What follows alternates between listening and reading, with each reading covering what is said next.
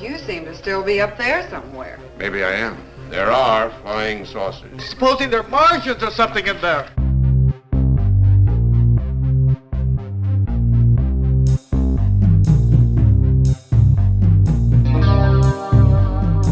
Hey guys, welcome back to another Weird Wednesday. I'm SubmitWeird, and this is... Cassie. Cassie! It's been a minute since we've been here. It has been a minute.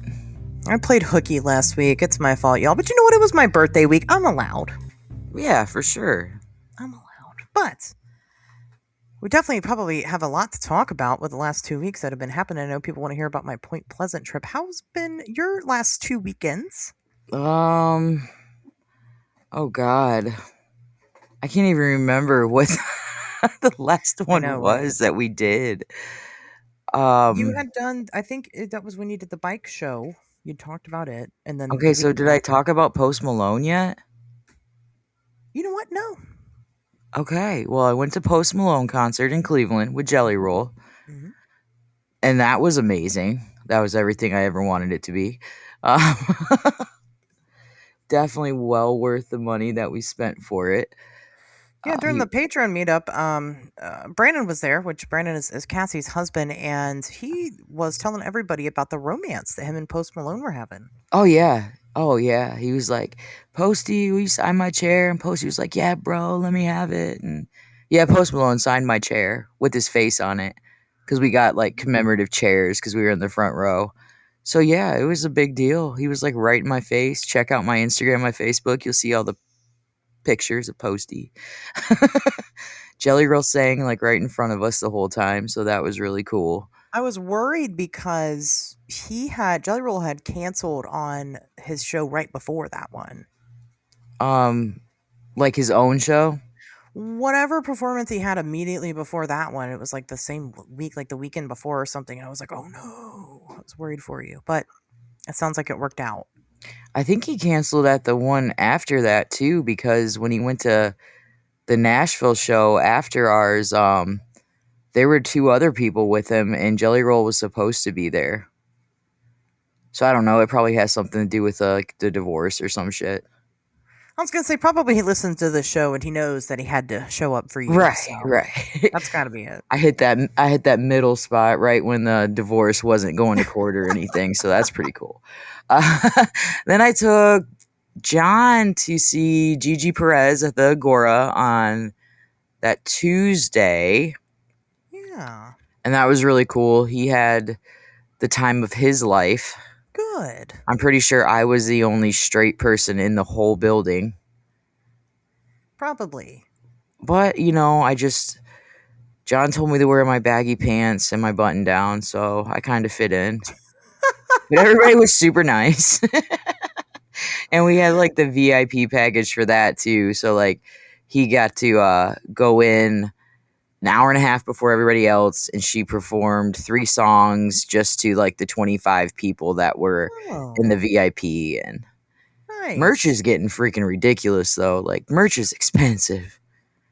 Yep, it really, really is. I don't know what these people are thinking. Like, we spent over $800 on merch at Post Malone. Oh my god! And then I spent $250 at Gigi Perez. Wow. And yeah, that was yeah. But, after that, it's just let's see. The Saturday after Post Malone was my day off. I am on like 11 straight days of work right now. I got to work tomorrow and then I get another day off. I'm exhausted. But yeah, you spent over $1,000 on merchandise. You got to make it up somewhere. Well, no, I was not planning on working 11 days straight. It's just fucking kids keep calling off and somebody's got to run the place. Did you go see fireworks?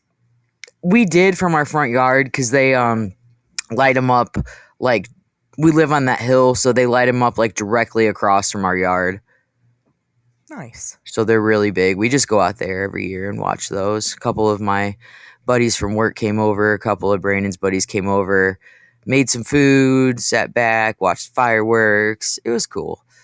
Nice. And then today, I watched The Mummy today. And let me tell you, that new Mummy, it's freaking amazing. Oh? It's more like an Evil Dead, kinda, with a mummy. Like, it's awesome. But that sounds a lot. Is it Brendan Fraser? Is in the new one? No, it's not that kind of mummy. They're not like, it's not action packed, and it's like literally just about like a Well, mummy. this is like the Universal Monsters mummy. Yeah. Oh, very nice. But it doesn't look like a Universal Monsters mummy. It looks like a freaking like mummified. What a mummified mummy looks like, not wrapped in shit. Delicious. Yeah, it was good. You should watch that. That was good. You'd like that I one. know. I still got to get through the new Frankenstein. You know, The new Frankenstein. Yeah, there was a new Frankenstein that came out. The Bride? Well, no, but I do have to watch that one too. But there was a new. That think was it's called- horrible. I was so pissed off. I'm glad The I didn't Bride go was see that in bad. theaters. Gosh. It was Yeah. very, very, very slow. Man. Well, and that was my issue with the it's I think it's called Victor Frankenstein. Oh, like okay, I know what you're talking about. Yeah, Yeah, I it's, haven't watched that yet either. But it was very slow, and I'm like, Mhm. I think it's just called Victor, isn't it? maybe. I don't remember. I just know I didn't get through it. Mm-hmm. I got to like the part where it was like finally cool, Right. and then I was like, you know what? I'll watch this later. Yeah, The Bride was pretty much the same way. I'm glad that the Mummy was good, and then they did the new Wolfman too. I haven't seen that yet. They did a new Wolfman? Mm-hmm. Is it out? Yeah. Oh yeah, it's been out. That came out last year, I think. Okay. But anyways, how was your last 2 weeks? Mine was good. I went to Point Pleasant, West Virginia, home of the Mothman. Yep.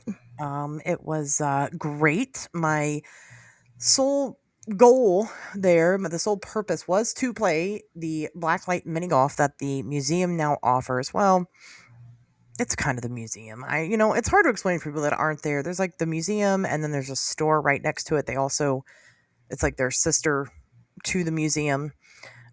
Even though the museum has a gift shop, but anyway, there's a whole big store. It's above. Is that store. is that the store called The Bunker? No. No, okay. The Bunker is a different store. This is I think the Oriental Trading Company or something like that. Okay. Pleasant Trading Company, something like that. They used to be the same store used to be like across the street, like a little ways down, but they finally purchased the space next to them, finally opened it up. I think last year, the year before. It's pretty new. And the whole upstairs they've now converted into blacklight mini golf. And it was great. It's only 9 holes. Okay. Mhm. But they utilize those 9 holes like you would never believe. I've watched porn that don't utilize 9 holes that well.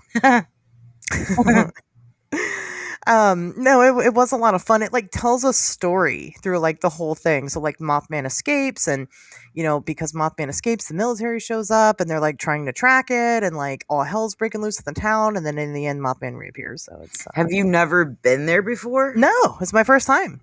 Oh, I thought you went before. Nope, never. And it's crazy because mini golf is like my thing. And I play mini golf all year. Is it open during Mothman? During the festival? Yeah. It probably is, but it's probably insane. Okay, because I was Yeah. gonna say we should have just did that. Well, and the problem is like usually I go with Anne. Anne has she got smacked in the face with a club as a kid. She won't do mini golf with me, so it's been an issue. And you don't want to play mini golf by yourself. I was with you, bitch. Well, at Mothman Festival, yeah. I'm just saying other time. I don't have time to do mini golf at Mothman, but at the festival.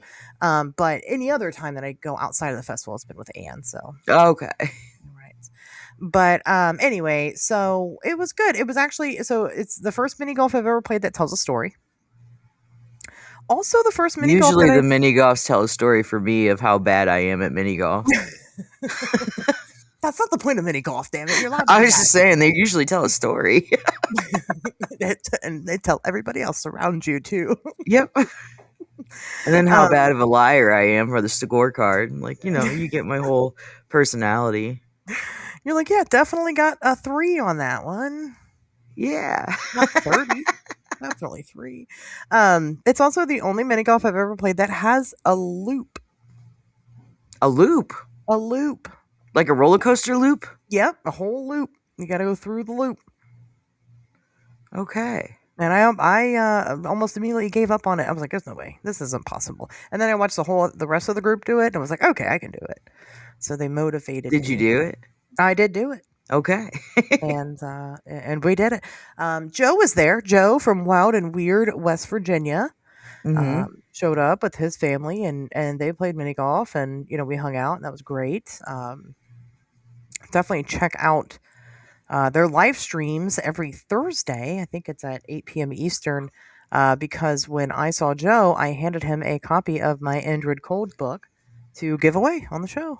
Oh, Signed that's copy of the book. cool. So, and the only requirement is that you're there. Unlike us, where you have to pay us money to get entered into a drawing, they're giving it away for free. So check that out. Right. Um, And if but Drew's yeah, listening, I got your painting in the mail today, so it should be showing up. it's very nice. But and then he gave me a birthday gift, and it is oh god, oh, I should have grabbed it, but it's an older Bigfoot book, man, and I love those old books. They're Okay. just so invaluable. I haven't gotten a chance to read it yet, but I think that was a great idea. Even like speaking of the Indrid Cold book, the cover of it, I based it off of one of Ivan Sanderson's books.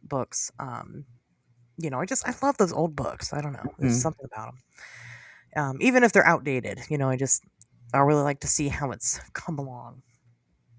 But yeah, I saw Steve Ward. Steve Ward, if you go to the Mothman Museum, you will likely see Steve Ward. He's almost always there. Mhm. He cracks me up. He hangs out in the museum. They have like multiple TV screens where they're showing different Mothman documentaries, and he'll hang out in this one room, and it's a lot of like John Keel memorabilia and stuff, and he hangs Which, out. I mean, that makes sense at the Yeah, Mothman Museum. yeah, he hangs out in there because they show this one documentary in there that he was in.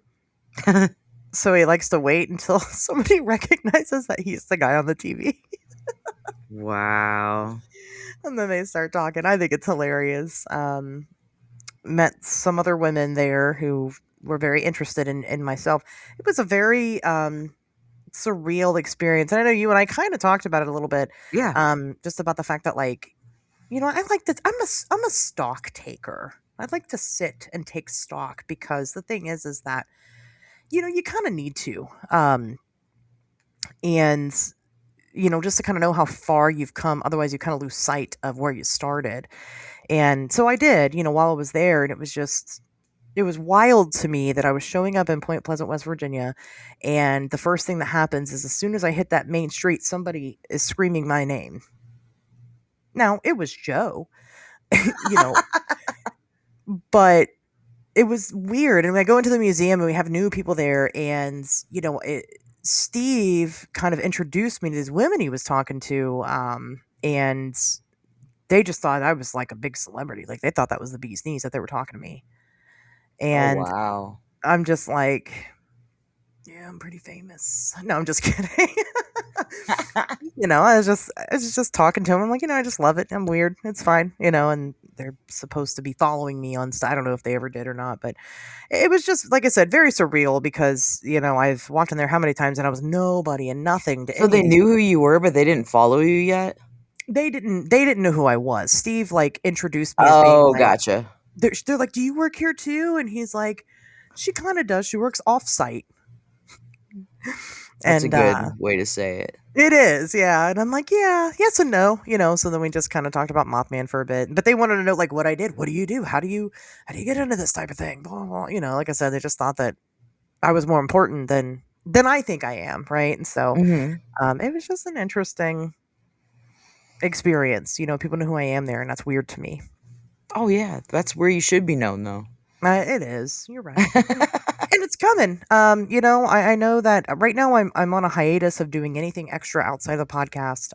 But Mothman's calling my name. I don't believe a damn word that comes out of your mouth about that hiatus.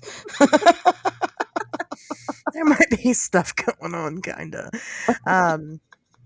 No, thankfully my day job's kept me very busy, so I haven't been able to really work on any of it. But man, I'm itching for it, and so even Joe we were talking because initially I wanted to go out there and go and do Yeah. some CE5 at Point Pleasant that night. But I answered before you even said anything because I knew already, but I just realized we're like live and nobody else knew. they don't know.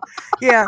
Yeah, we wanted to do CE5 there at the TNT area, but it's we were flooded out. It rained all fucking day and it wasn't going to happen, but we're like, let's plan it. We're going to plan it. Come down. All of us will get together. He's like, "Yeah, we'll film stuff for Strange Realities." I'm like, "Yeah, fuck yeah. I'll get some research in." So it's coming, y'all. Mhm. It's coming. But anyway, so that was a great time and that was a lot of fun. And then of course I had my birthday, in which case I took stock again. And because you notice the people that show up for that type of thing and who does and who doesn't. But while I'm sitting there feeling sad about who didn't, um my perspective really shifted for who did. And Mhm. as much as I talk about on social media how lonely I am and how much I'm searching for this social circle to me locally and stuff. Um, and while all that is very true and the state of society really sucks when it comes to stuff like that, I've really got a lot of people across the world that I live inside of their heads. Yeah, for sure. And that's crazy to me. I know I texted you. You did. Yeah, you did. I wasn't going to do that lame Facebook happy birthday. I texted you. Yeah, you did. Like Facebook writes it out for you. Now I don't even have to do any work, but no. I know, because I do it every day. I go through and wish people happy birthday on Facebook. It's small. It's something small that you can do. But that Right. was kind of my thing. Something as little as being wished a happy birthday can have such a massive impact on people. Mhm. Because you just don't know what people are going through. And like I said, it really kind of, shifted around my perspective and kind of how I've been handling this social life situation, at least mentally. And, a lot of you guys listen to the show and I just can't, I mean, I really can't express how grateful I am for you folks, genuinely. That's crazy to me, the weird kid. That's crazy to me that there's all these people that like me. Yeah.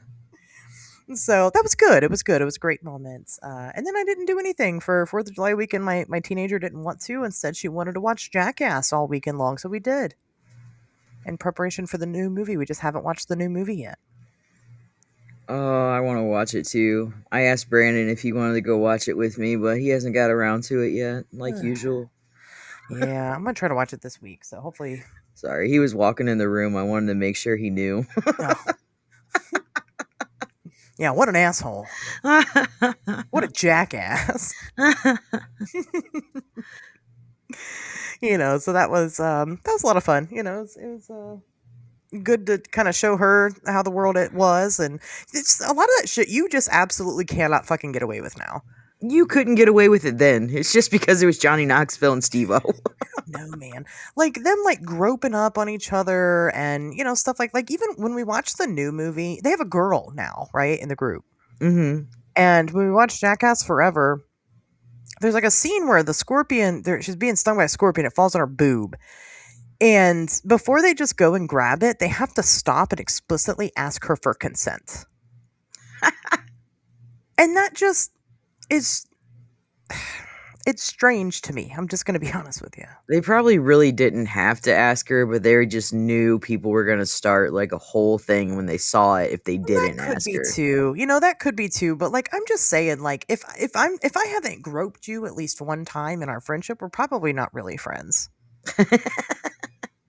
It's just, that's the type of person that I am, though. We're just not in that world anymore, and I need to get over that because I don't want to be a predator. I'm not trying to be a weirdo to people. Just, I don't know. I don't understand that whole thing, but whatever. It's just me. Yeah, just a me problem. I watched something on Facebook about those stories that come up, and Steve-O was explaining how he got his nose fixed, and I'm like, oh shit. Dude, let me tell you, Steve-O is such a fucking inspiration. Right. That dude went from the rockiest rock bottom that you could imagine to fucking look at him living his best life. Right. And I love him. I love watching it. Steve-O's like my sermon. That's where I get my inspiration from, is people like Steve-O. You should get a giant Steve-O tattoo. The one that he has on his back? Yep. Get it on my back? I would. Yeah, I probably would. I had the pleasure of meeting Steve-O when he did. Really? Yep, he did. He'll tour around. He'll do like a comedy tour, and we watched an interview because we've been watching little YouTube videos and stuff too in between all the jackass, where he doesn't do this anymore. But initially, this was probably about 10 years ago. He came here locally to Dayton, and we went and saw him. And his whole thing at the time was that if he did a comedy show, he meets and takes a selfie with every single person. That's cool. Every person. Yep. So we did. We sat in line and waited, and we talked to him, and he was super fucking nice. Mm-hmm. It's very easy to talk to, and took a picture of him and Preston Lacey, actually. Preston. Yep. And so Preston was like doing this bit about like, if anybody wants to come to my room, it's at blah, blah, blah, blah, blah, blah, blah. And like gave out like potentially legitimate room number, but a legitimate address to a local hotel. Oh, wow. And so I left the show and I called one of my friends and I was like, dude, let's just go. Like, let's just show up. Like, what if it is really Preston Lacey's room? Like, let's go hang out with them. What are the chances? And if we show up and we knock on the door, nobody answers or somebody else answers, whatever. So be it. We tried. And they were too afraid to do it with me. Why didn't you just do it? By myself. Yeah. Because I get my confidence being with other people. Oh, okay. When it's just me, I am too anxiety riddled. Mm-hmm. And when I'm around other people, I feel like I have to perform. Gotcha. So it's a weird thing. I'm an extrovert with extreme social anxiety. Oh, let me say one thing about this concert though. Right, like I thought it was gonna be like a bunch of like younger people at this concert getting all like loaded and shit and just having fun. Absolutely fucking not. These were people like everybody was older than me. What? There Bunch of was a boomers. whole row of like 60-year-old women behind me What in the fuck? getting loaded to watch Posty. Well, it's because young people don't do anything anymore. I'm telling you.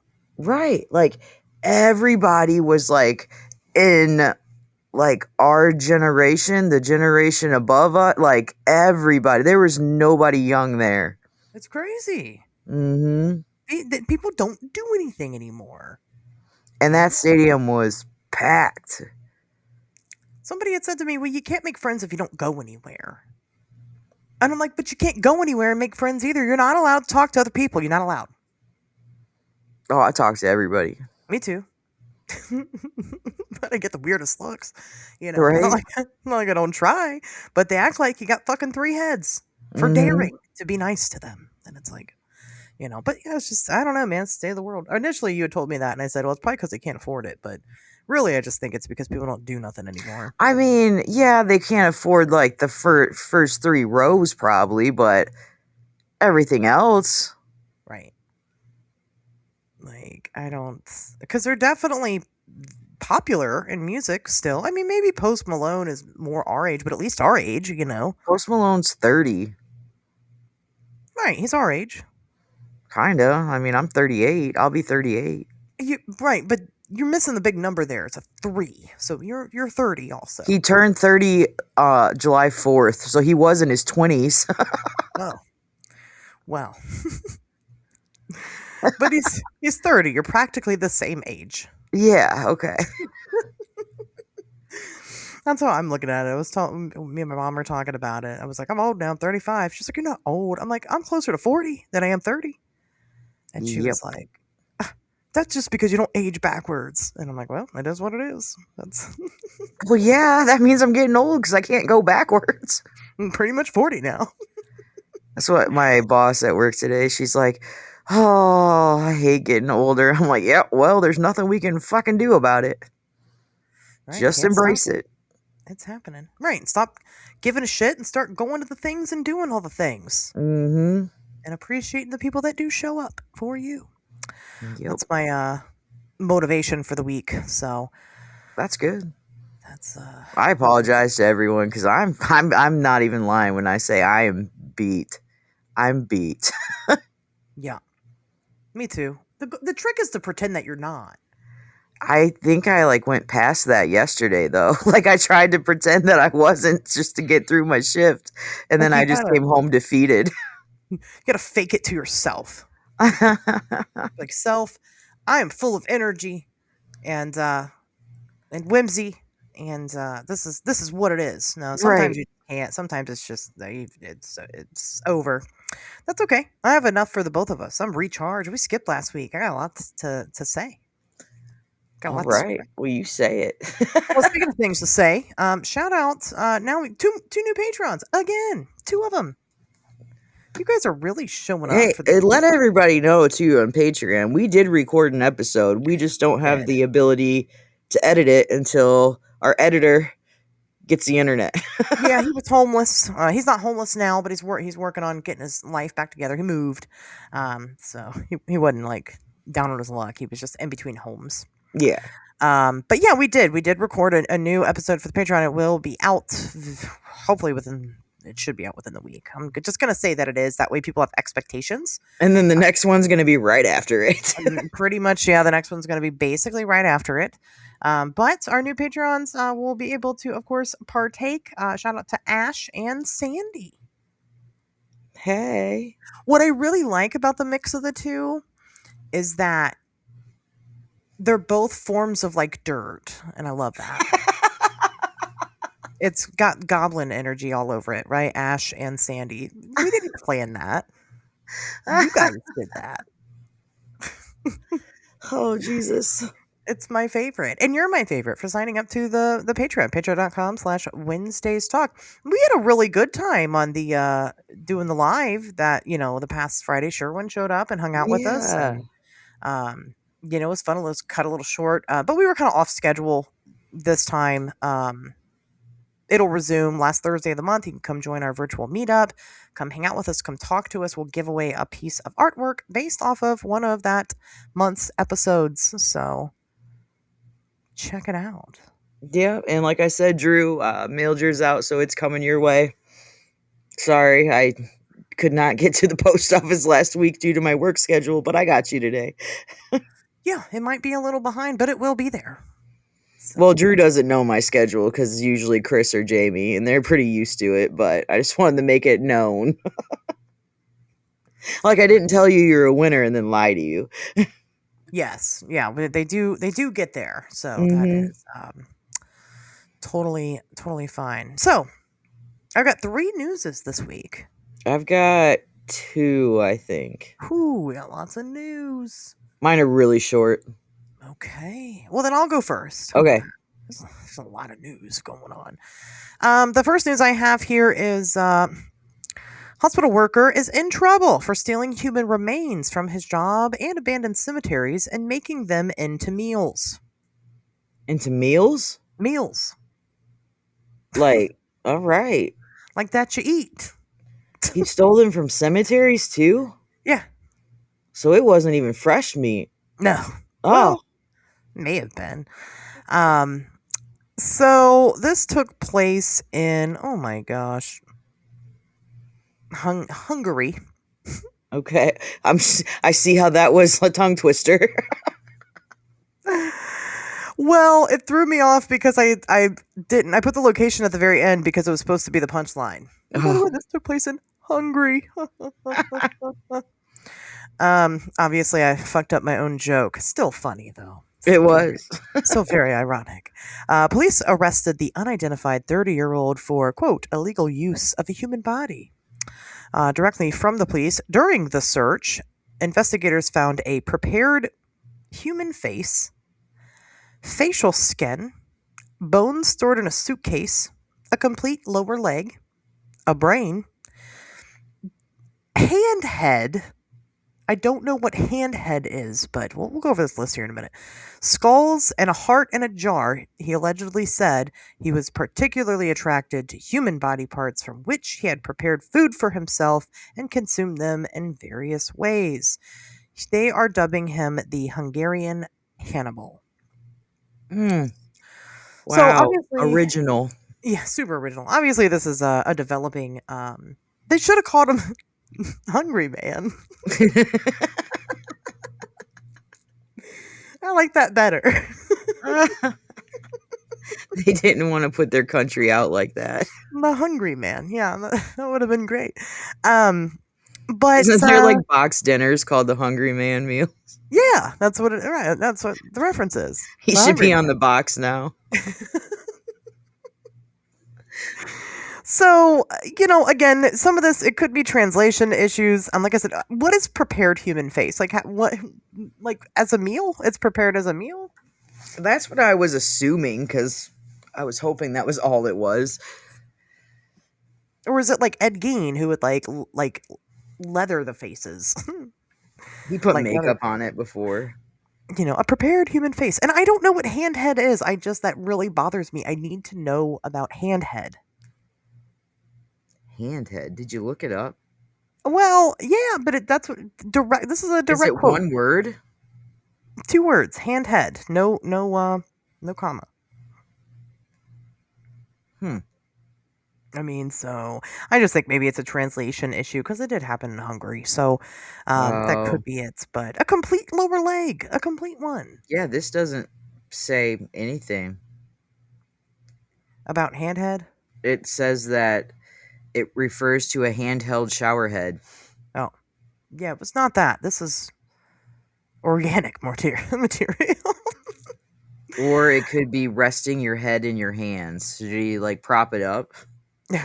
Oh, maybe he had like 2 cut off hands. Yeah, And they're like sitting up, and the head is like rested. Maybe he got decorative with it. I don't know. It's definitely a developing story. All of these things today that I'm going to talk about are they don't have, well, except for one, but they don't really have any clear ends. So I'm just waiting to see what comes of this. I'd like to hear more because the only cannibalistic parts that we know so far is just because he admitted to that. So he sounds super casual about the whole thing. So what's the deal there? What are the details? We know what hospital and stuff he worked at. I didn't include any of that in the article because you know what? Look it up. You guys don't know. I don't think any of you are from Hungary, unless you are. But my family is. They live there now. No, Like we your came over on lineage. boats. Then they probably don't know what the hospital that he was working at. Probably not, because they all passed away.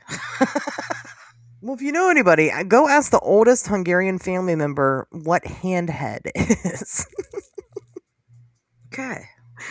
And find out for us. But yeah, so there you go. The Hungarian Hannibal, or as like I said, would prefer to call him, the Hungry Man. We should freaking draw that up and put it on a t-shirt.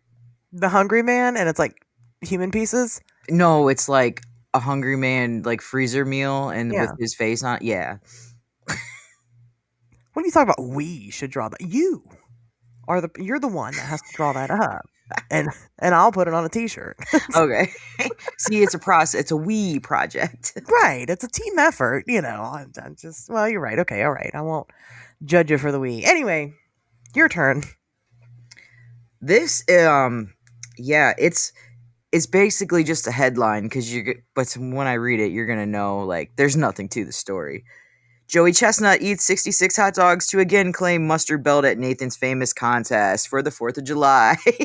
I thought about including that in the news, but I did not. We have to this week. Yeah, you're right. It is the week to do that. How many times has Joey Chestnut? He's like the eater. He's like won this multiple times, hadn't he? I think so, yeah. His name's the only name I know, so. You watch him, right? Right. I mean, well, there's also that Asian guy. I can't remember his name. See, I don't know his name over Joey Chestnut. Right. Because Joey Chestnut is everywhere. He's like a big competitive eater. How many hot dogs did he eat? 66. 66. And how long? I have no idea. Oh, okay. I didn't even like pull up the story. I just read the freaking headline. Well, that's okay. That's a good one. Good for you, Joey Chestnut. I didn't think I had to get that involved in it. What is your favorite? Do you have a preferred hot dog brand? No, I just do not like the ones with cheese in them. Really? Yeah. What about like a Johnsonville with cheese? No, I do not want cheese in my hot dog. Why? You just I don't just like don't like cheese? it. Do you like cheese on your hot dog? Nope. Oh, okay. Well, Joey Chestnut has won 18 times. Jesus. He ate 66 hot dogs and buns in 10 minutes this year. That guy has had more wieners and buns in his mouth than Yes. anybody. Mm-hmm. Good for him. Yes. I'm a Nathan's girl myself. I mean, they're good. They're all good as long as they don't have cheese in them. Pretty good. Okay, well. Get my All other right, one what you pulled. got next? People are really going to like this one. Speaking of men of moth, Okay. a 40-pound dog ends up in tree after being placed there by mystery winged creature. Really? So this happened in, I think it's Chacrita, Argentina. Mm. A female witness, watched a, quote, large bird pick the dog up. As it did, she said it let out a sinister laugh. The bird did? Yeah. Okay. The creature then flew up about 65 feet into the air before dropping the dog eventually in a treetop where it was rescued. So the dog survived. It was quite the phenomena. So a local vet had actually weighed in on the situation, said there's no way that there's a local bird large enough to have been able to have even attempted to lift this 40-pound dog. But the story also prompted another local to come forward, a man named Alva, who stated he saw this creature 3 months ago. His own dogs were outside. They were barking at a strange laughing noise. When he went outside, he saw a silhouette of a human, but with wings. Oh, wow. He likened it to a gargoyle. He said, quote, I don't believe in flying witches, which some people think the dog thing is a flying witch that did it. I don't believe in flying witches, but there's something sinister that flies over at night. So, I wonder, remember all those little videos that people were posting of something that looked like a witch flying over like Argentina, Peru? Oh, like it's like just like a person floating in the air. Yeah. Okay. I wonder if that is like has anything to do with it too, because that definitely looked like a flying witch. Did I see wings? No, not in those videos, but who knows? Yeah, I mean, their cultures are definitely different, but when we look at, of course, I personally put this one in Mothman category. In Argentina? All right. This one, yeah, they don't have Mothman by name. La Lechuza? In Argentina, yeah, they could have La Lechuza. I don't know, because Argentina's South America. That's more Central America. Central America? Yeah, La Lechuza is more Central America. That's more like Mexico and Latin America. And, oh, okay. Argentina may not necessarily have that, but it's the gargoyle description. It's a human with wings. Right. That is, if you just said human with wings, everybody here is going to be like, oh, Mothman. Right, yeah. That's what your brain's going to go to, but he described it in other ways, a gargoyle, even a flying witch. There have been other cases of, I take down other reports of things like angels and females. I mean, people have reported seeing, this flying humanoid in like a female form. So, it's worldwide phenomena. It really is. And eventually you'll be able to read all about it one of these days. Mm-hmm. But this is one for the books. While I can't personally interview those witnesses, and I'd like to include ones where I have personally been able to interview the witnesses, they're just too damn far. So, right. But I can just go based off of what the local media there is reporting, and the local media there is reporting that these people saw a winged humanoid. And Mothman has had encounters with dogs in the past. Yeah. So, most people that know are super familiar, especially in the Point Pleasant sightings. Somebody's dog allegedly disappeared during one of those encounters and was never seen again. And the Scarborough Mallet sighting, sometimes they say that they had seen a dog on the side of the road when they entered back into the TNT area to just kind of reconfirm what they had seen. Like a dead dog on the side of the road, and when they came back out, it was gone. Mm-hmm. Does Mothman eat dogs? I don't know. Sounds like propaganda to me, but who knows? Why it was laughing? That's a new one. Yeah, that is new. I haven't heard that before. But maybe it wasn't laughing. Maybe it was just making a sound that they attributed, sounded like laughing or something, right? Like hyenas. Mm-hmm. I don't know. So, I don't know. You guys have to let me know what you think about that one. So. I want to believe it. Yes, I want to believe it. That's the important part. So, back to you. All right. Gracie the giraffe, who went missing for about 2 weeks in Texas after wandering off a remote private ranch, was finally found Friday. Yes.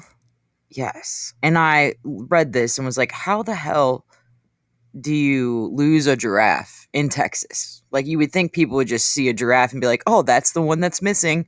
Like,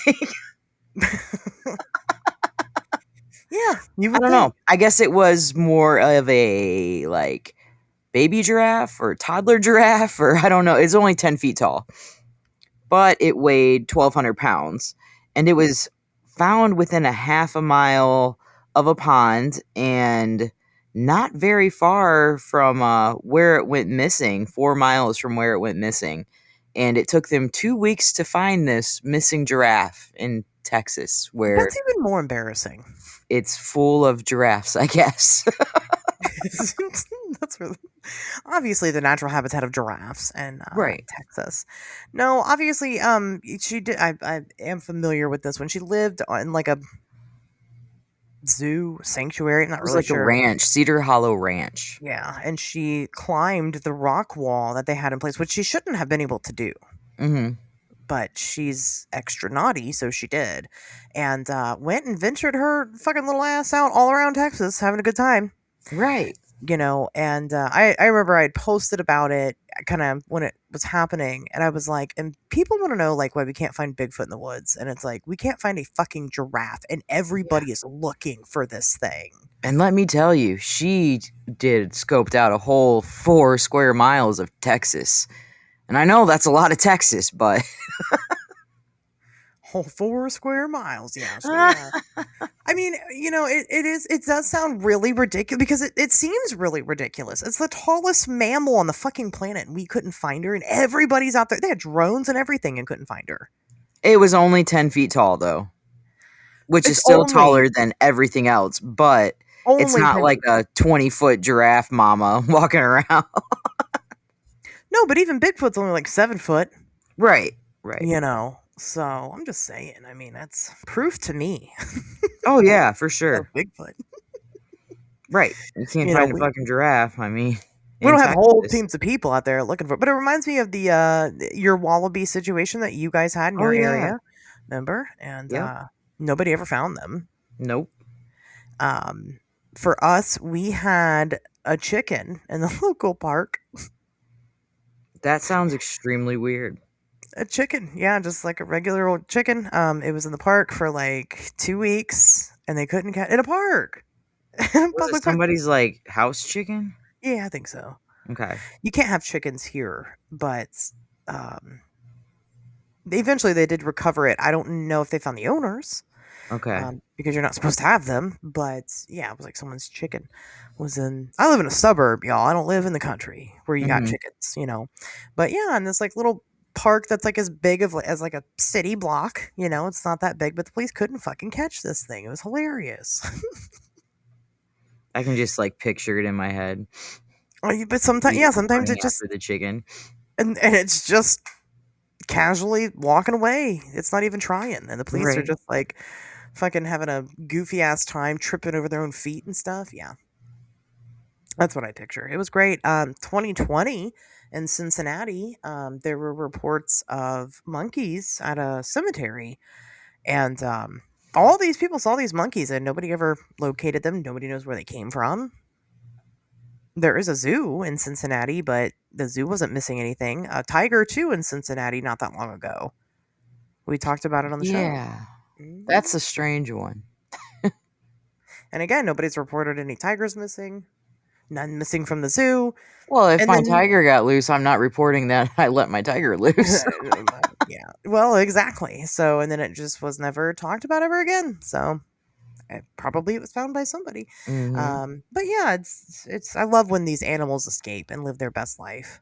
Right. Um, not so much when it was Murambe. That was sad. Do you remember the Murambe saga on the show? Murambe.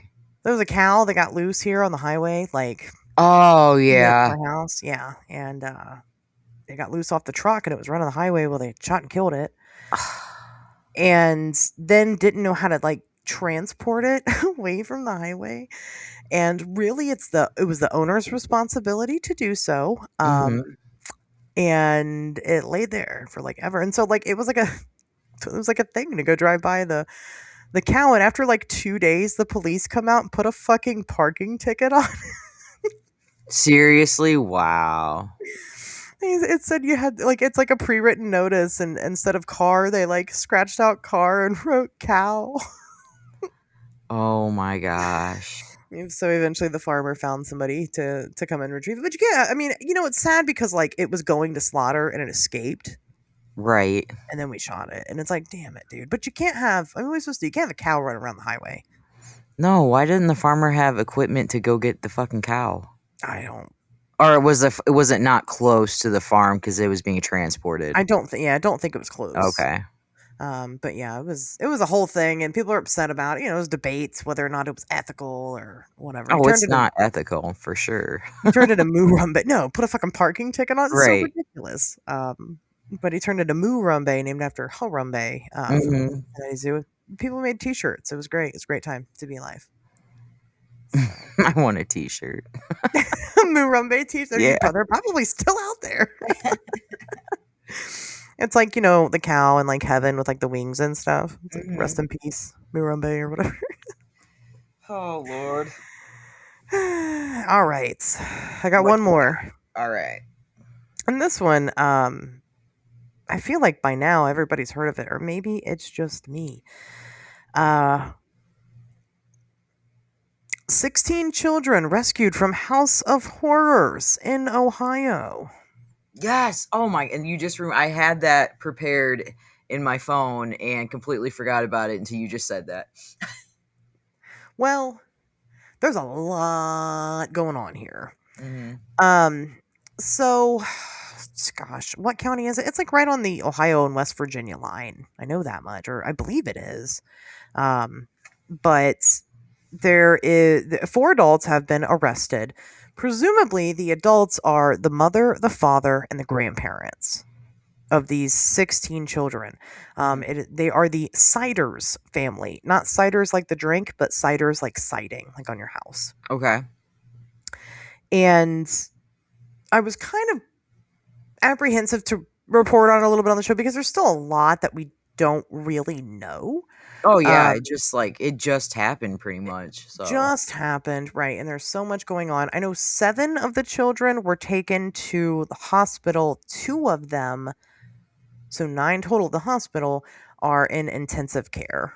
yes. So they're not in good shape. The police describe the conditions as they've been so vague about the conditions and what they were in. But basically, from what I've read, they're saying that all the children lived in one tiny room together with a foot of feces in it. Yes. In a 1-bedroom house. Most of them had dreads just because they never had brushes or anything. Yeah, I was gonna say 1-bathroom house rather, not 1 bedroom. There were multiple bedrooms. It was like 1,500 square foot, but again, there's pictures of like the outside of the house, and it looks like what you would expect. Right. Very trashy, and there's just a lot of like, people kind of coming out of the woodwork, like surprised because they had no idea any of these 16 children even existed. They're ranging in ages from like, I think the youngest is like 9 months old all the way up to like 18. They're counting the 18-year-old as a child because they're stating that the 18-year-old can't read or write their name even. Well, if nobody even knew about him, how do they expect him to learn how to do stuff? Well, this is where it all gets really weird. So I've been following several Facebook groups for this case. You guys know how I do. I love my Facebook true crime groups. And, well, it's just not really true that people didn't know about them. Okay. You know, it's coming out of the woodwork. The grandmother, which is the maternal grandmother, not the one that lived in the house, but the mom's mom, like, she wishes the kids happy birthday, like, all the time on Facebook. The kids have Facebook. They have social media. They have TikTok. They have Snapchat. Yeah. The oldest, that supposedly can't write her own name, has social media that she posts to very consistently. So they all have phones or something? Or maybe they share something. We don't know.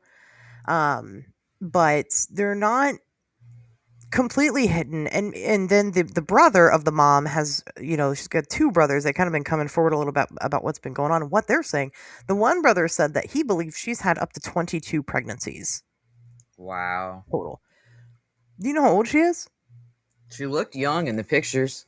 She's 33. Mm. She has been pregnant since she was 12 years old. Yeah, that's a victim situation. And you know what? People are making me so mad about it because they're like, she's not a victim. She knew what she was doing. You know at 12 that when you have sex, you have babies. And it's like, but you don't understand. Right. And you shouldn't be. And who said that she was, like, willing at 12? Exactly. Right. We don't know what that situation was. Well, in the first child is not part of the rescue kid. She didn't seem to have custody of that one. We don't know who the father is yet. Nobody said. But it's not the same guy. But the other kids are fathered by, it's Gary Siders Jr. All of them. She got married to him and was impregnated by him at 14. She got married to him at 15. Yeah. And he was 18. And her parents signed off on it and told her to get the hell out. Yeah.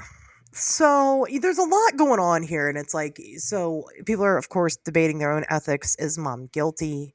Well, of course she is. She let her kids live in those conditions. She's guilty to a point, yes. She needs to be held accountable. Yes. But she needs help. Mm-hmm. Like, I don't think you guys understand. She's 33 years old. She got pregnant for the first time at 12 years old, has been pregnant since she was 12. She's spent more of her life pregnant than not. That would be one where I would say I would kind of like push jail to the side and take her to the psychiatric hospital. Yeah, she needs help. And her lawyer, of course her lawyer, it's his job to kind of make her look good, but she said, she doesn't care about the charges or anything. She just wants to know how her kids are. Mm-hmm. I don't know. Having 16 children, I can't even, I have one. And I gave up on I was like, I'm not doing that again. Right.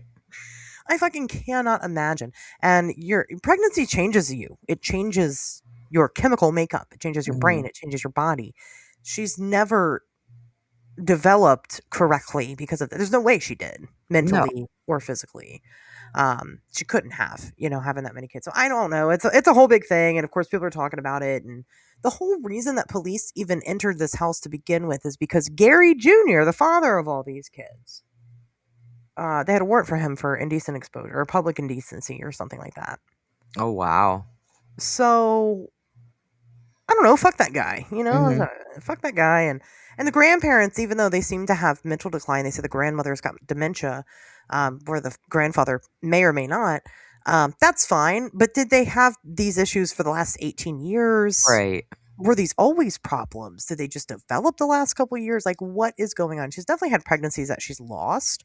Mm-hmm. Her last 3 births were sets of twins. All 3 of them. Wow. Yep, all 3 of them. And people are like, how is that even possible? Well, there's a science to it, actually. It's well, yeah. Once you have twins, you're like so much percentage more likely to have twins again after that. Yeah. You're also more likely to have twins if you are over the age of 30. Mm-hmm. And you're also more likely to have twins if you're breastfeeding when you get pregnant. She probably was because she's always pregnant. Yeah, I didn't have twins before. I wasn't over the age of 30, and I definitely wasn't breastfeeding. Yeah, I just had twins. You just got lucky. Yeah. But if you would have had more, you didn't have more. They're your youngest, right? Yeah, you'd have more. No, they're my oldest. I had 2 more after them. And oh, wow, I didn't know that. Yeah. I don't know the age of your children, I guess.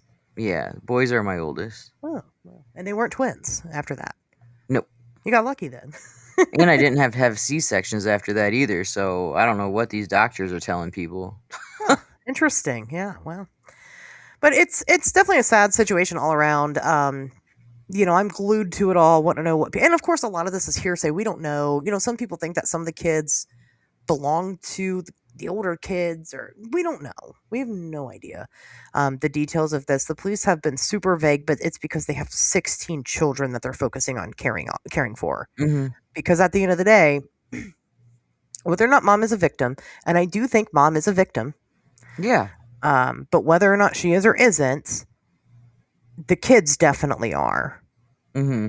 And they need all of the support and help that they can get. And so again, we don't know if conditions just fell apart. There's and people have been coming out of the woodwork. Like a Dollar General employee came forward and said that they would show up to Dollar General every single night and they would buy a bottle of vegetable oil and a thing of water. And sometimes they would show up with some of the kids and they always smelled really bad, so bad that when they left the store the smell still lingered. And nobody called. Nobody called anybody, right? Nobody said anything. They almost feel like maybe what people are saying is that maybe they're buying vegetable oil every night because that's what they were feeding the kids. Vegetable oil? Vegetable oil, yeah. People do it for caloric intake if they're struggling with stuff like that. But if they're starving to death, but we don't know if the kids are starving to death. We don't have any of the details that we need at this point. Mm-hmm. And some people are like, well, if she was going to the hospital all the time to have all these kids, why didn't anybody step in? And it's like, what do you mean? It's not illegal to have a bunch of kids. No, but isn't it somebody's job to know if those kids ever go to school or if that social security number is being used to do the things it's supposed to be doing for children that are supposed to be alive? Nope, we have no type of reporting system. So you go get your baby, you take your baby home from the hospital. You're not even required to take it back to the doctor after that point. You don't have to go for well visits and stuff. Oh, wow. Now you are supposed to enroll them into school, but there's nobody that, sits down every school year and goes through the database of all the kids in the county who should be at school right now. Okay. Because some kids start school, some kids go to preschool, some kids don't start school instead of 5, they start at 6. I mean, there's so many different, caveats to it that it's just not realistic. There's not an AI database. And this is the type of shit we should be using AI for, just saying. But there's not currently an AI database alerting anybody of maybe we should do a well check on this person. Mm-hmm. Like I said, that's just not something that exists. But yeah, I mean, we've seen these big families before. There's something wrong. Typically, if there's a massive family like this, the Turpin family is probably the most well-known case. This, I think, is going to surpass that because they had 13 kids. Right. And they were actively abusing those kids. But we don't know if there was active abuse or if it's just an extreme case of neglect. How many did the Duggards have? I think 12 or something. They had a lot. Maybe more. I don't know. I don't know. I don't know who's had the most so far.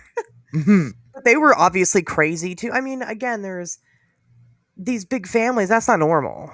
Right. Something's wrong for you to feel the need to do that. They're Amish. Oh, yeah. Well, and something's wrong there.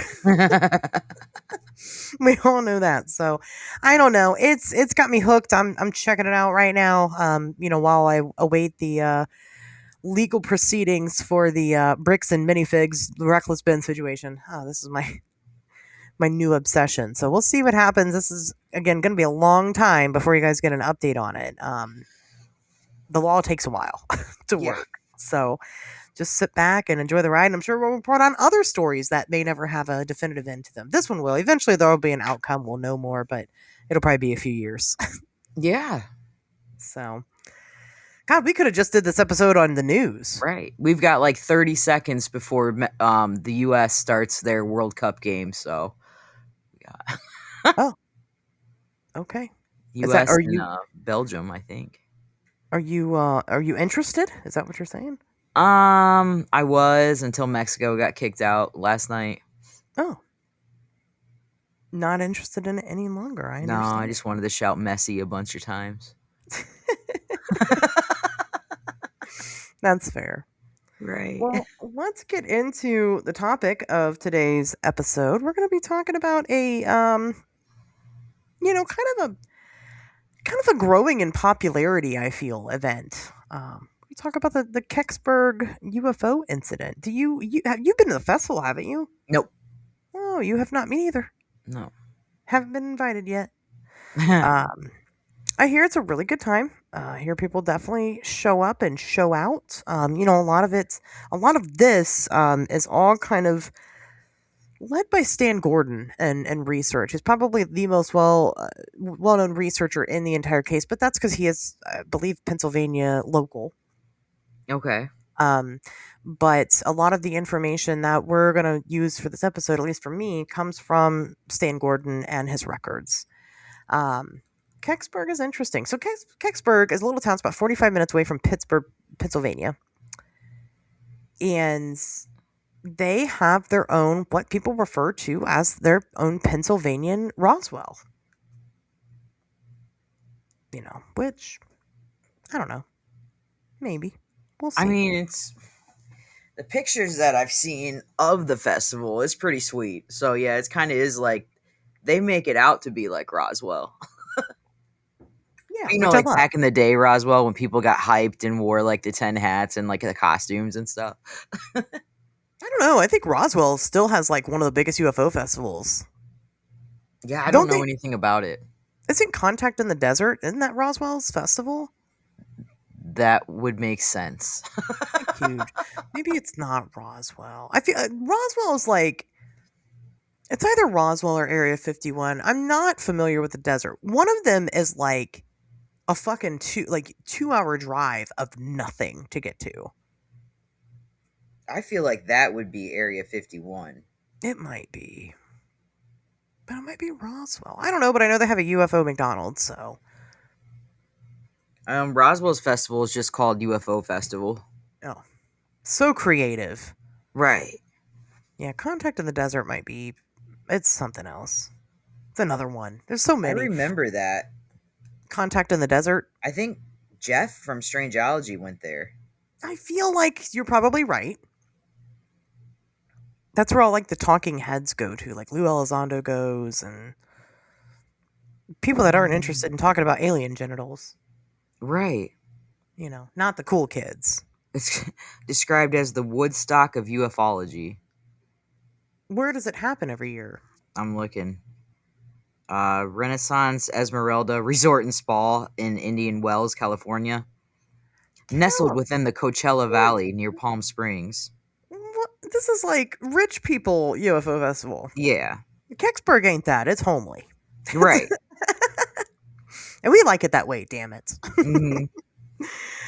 Yeah, I definitely want to go. Like I said, I just have yet to be invited. So you guys get on it. Go bother the Kecksburg people and let them know you want me there.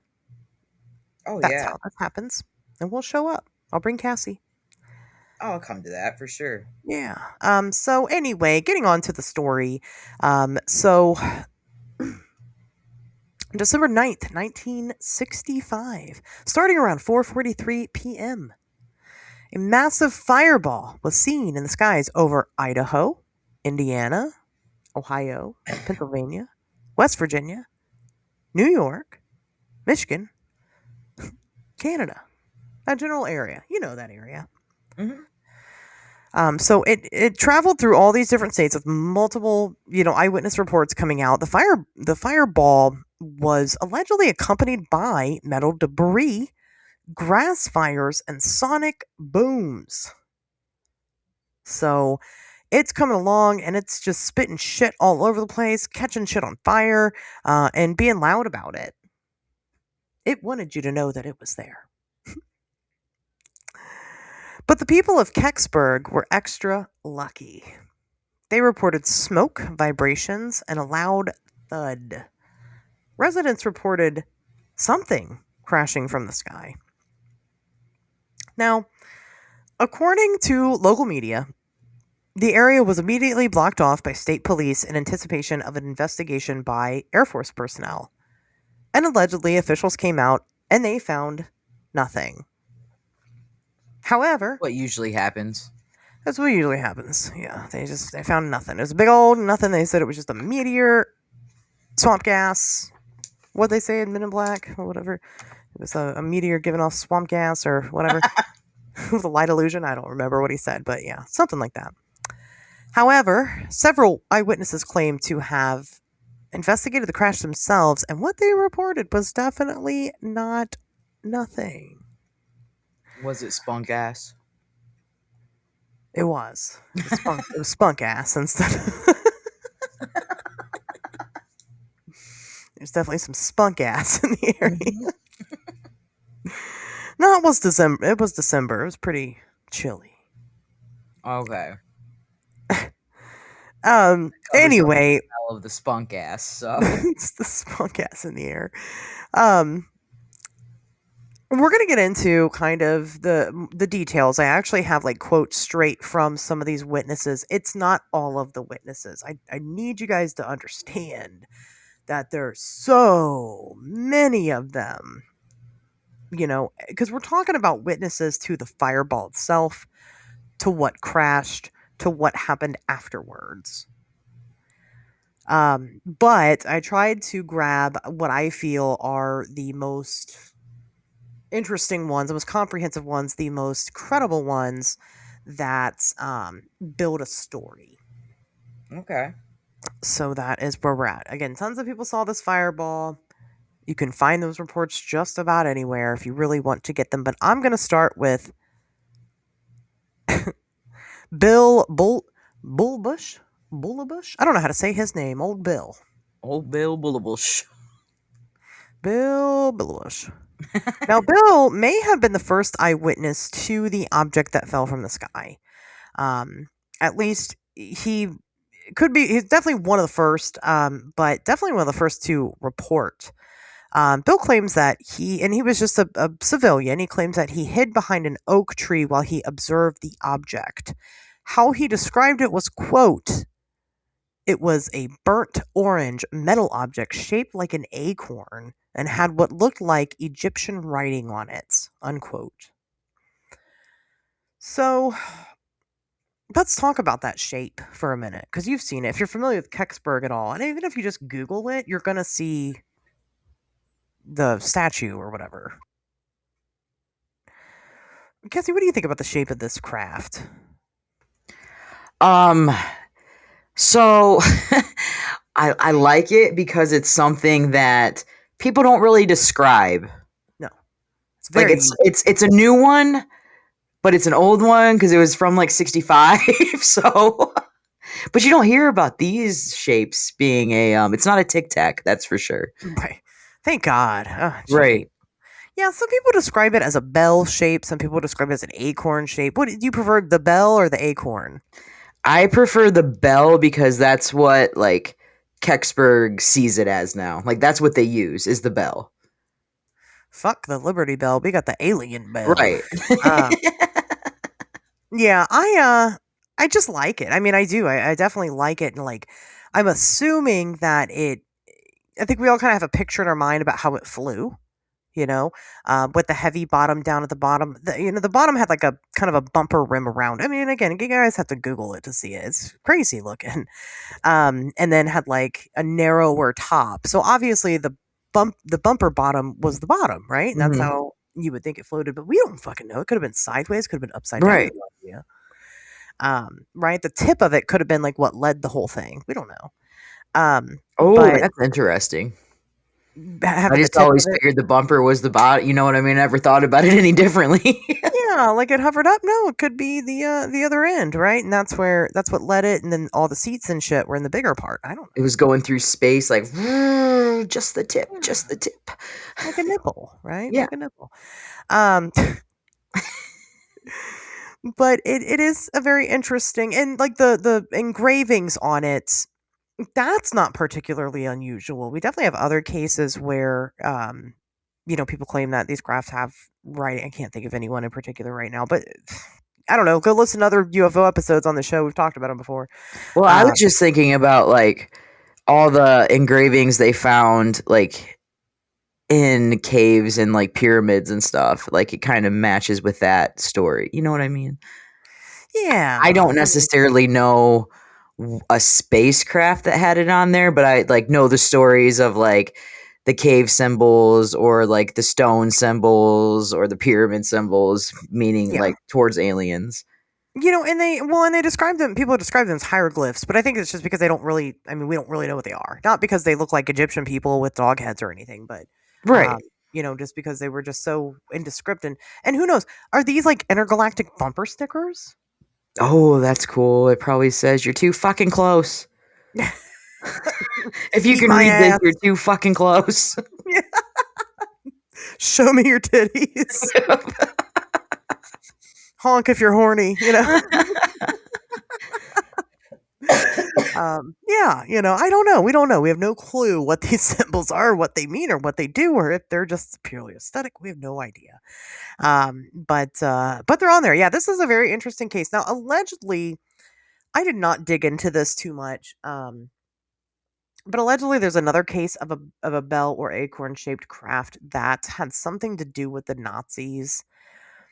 And I did not like I said, didn't really dig into it, just kind of saw rumblings of it, but mostly because, like, I don't know, there's a lot of Nazi occults, paranormal stuff out there, and a lot of it tends to be just complete bullshit. And I just, frankly, didn't feel like going down that rabbit hole this Well, week. from the paranormal side, I mean, if you're looking for something for dark energy to attach to, I mean, the Nazis are pretty much, that's where you're going to get it. That's true. Yeah, that's very true.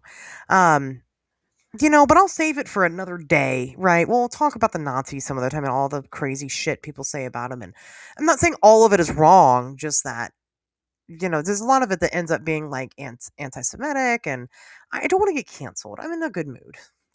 Yeah, no, we can definitely save that for another day. So, but just know that there's potentially another craft out there that had something to do with the Nazis in the 1930s. I am interested, but not today. This is for Pennsylvania. So instead, we'll just shit all over the Pennsylvanian Dutch. I'm just kidding. Well, okay, here we go. They can't cancel us. They can't listen to the show.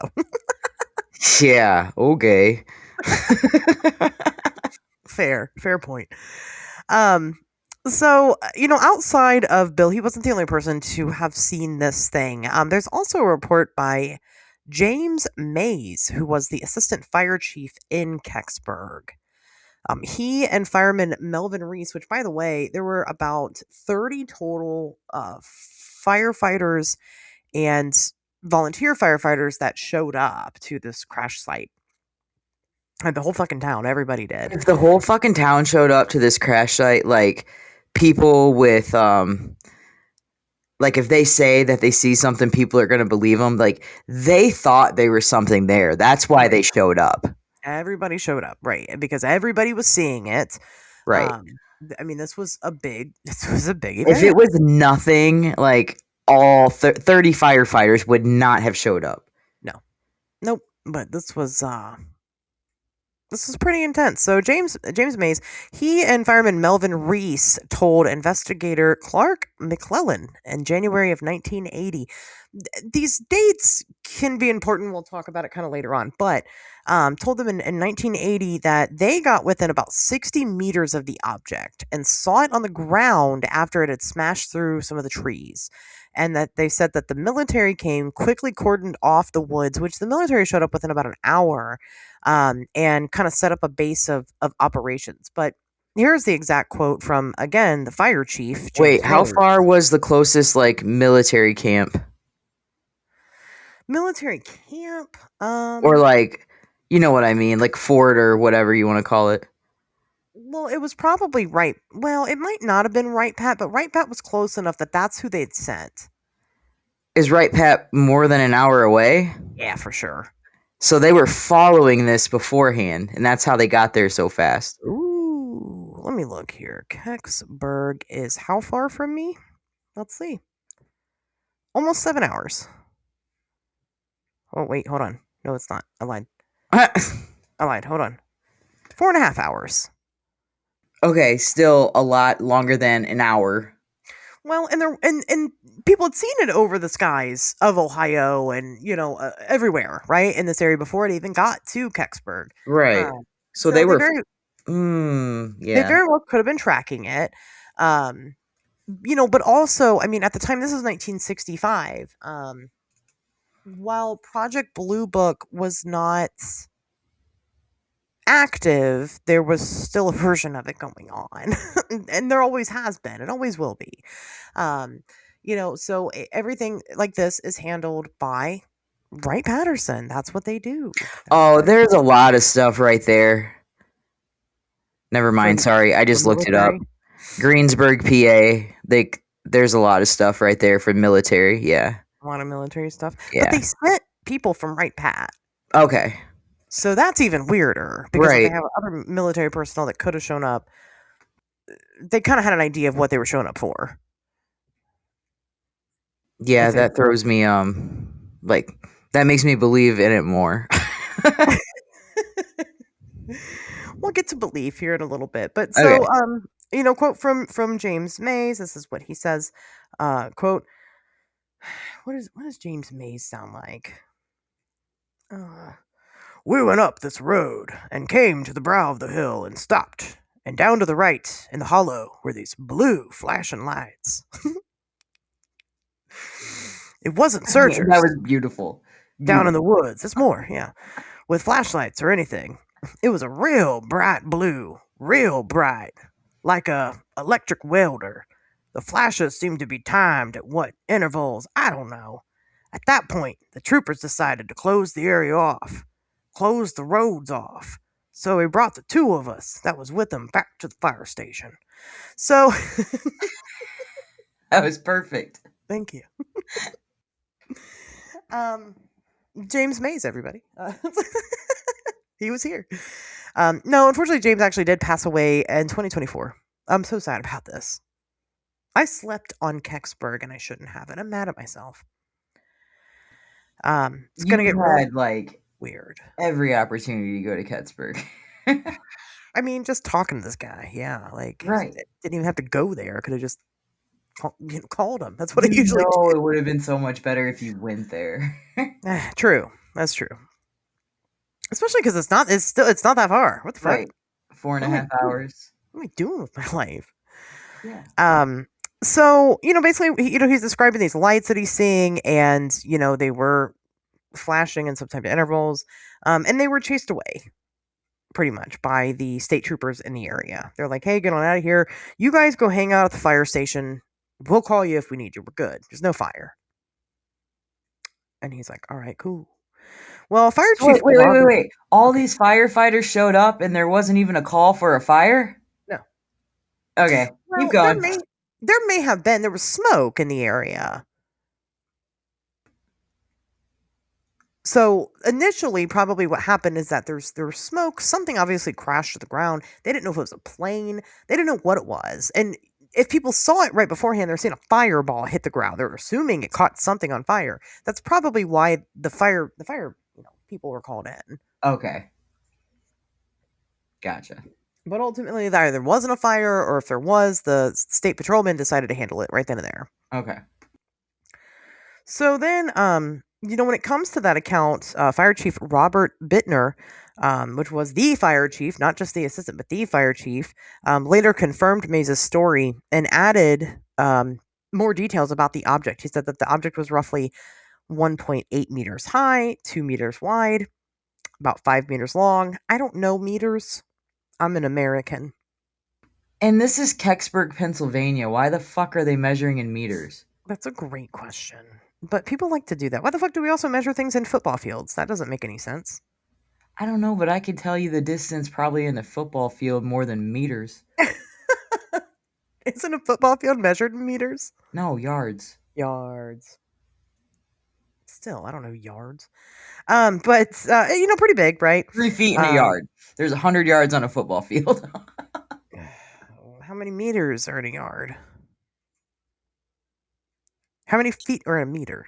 I don't know. I don't do meters. It's not quite 7. It's like a weird number. Yeah, me neither. I don't know. We got those yardsticks, so we could hit each other's with. They're 3 feet long. Hell yeah. I remember those. You get them at the fair for free at the booths inside. I need to get me a good yardstick for sticking in the yard. Get one that measures in meters. That's a good idea. Then I'll always know. Until I bust over someone's ass. Right. It took 2 meters to bust this. It took me 2 meters to bust that ass.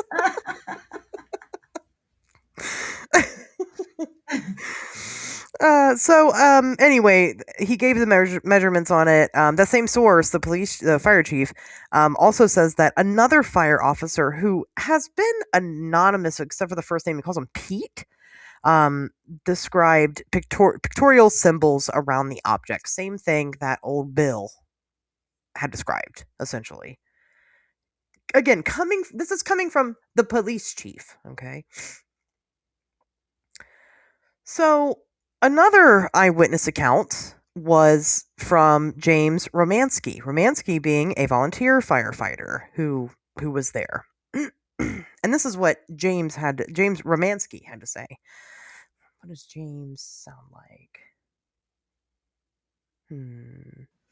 James is like, well, guys, it was kind of like. Yeah, I'm just gonna say, let's see here. So James Romansky, here was this humongous metal object, half buried in the ground. I guess I don't know why it kind of sounds like Mickey Mouse, but that's what I'm going with. That's his excited voice. About 6, 7, 8 feet around. It even rhymes. And it was every bit of 8, 10, 12 feet long. And to me, the object looked exactly like a fresh acorn that you'd picked off of a tree.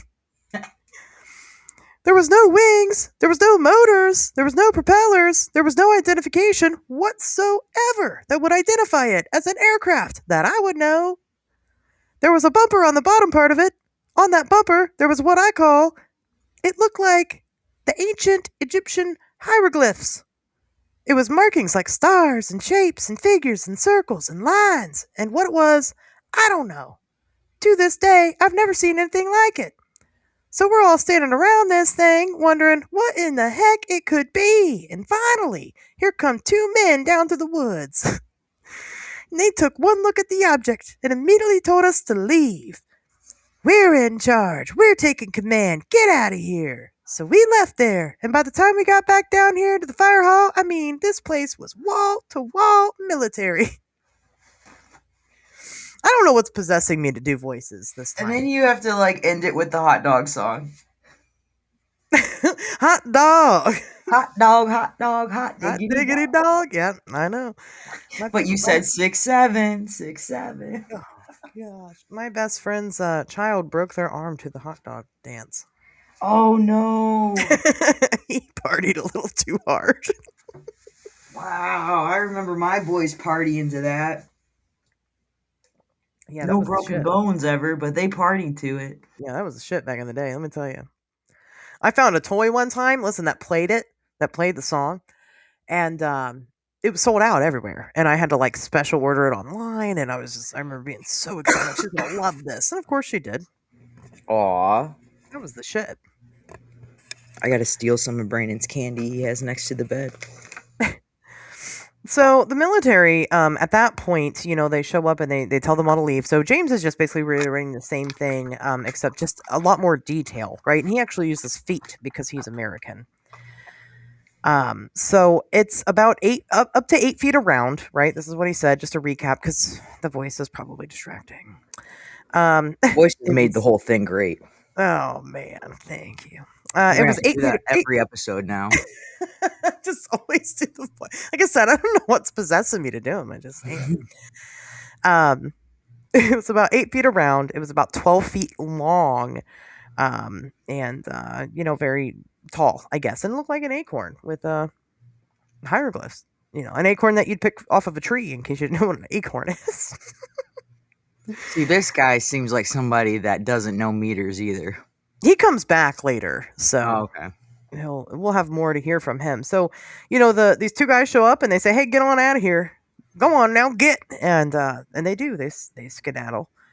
And then the military show up. And the military, when they showed up, what they ended up doing was commandeering a local, like a farmhouse close by. Okay. And this farmhouse belonged to Lillian Hayes and her family, and they lived there. And this is what Lillian Hayes had to say about it.